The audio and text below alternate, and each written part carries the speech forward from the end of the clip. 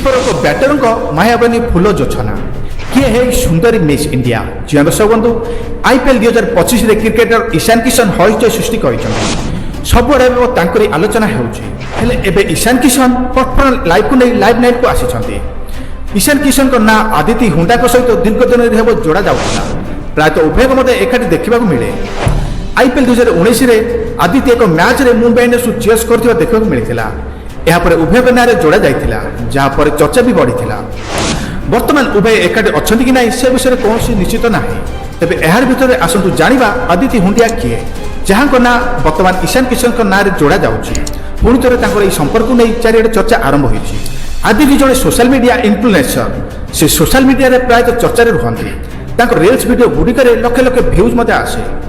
fans दृष्टि आदिति बॉलीवुड रे अनेक अभिनेत्री को मार्क दिखती स्टाइल और ग्लामर खूब आश्चर्यजनक अतिथि मिस इंडिया 2017 फाइनालिस्ट थे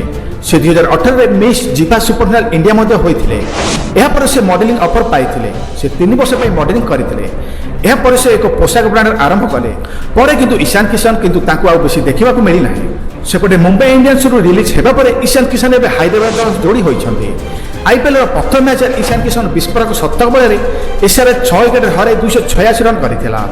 जवाब 287 रन पिछा कर राजस्थान रॉयल 6 विकेट हर 242 रन कर लड़ी भी परास्त होता दलीय जदि लड़ी मोट 286 रन करता तथापि विजय शतक चाखी पार ना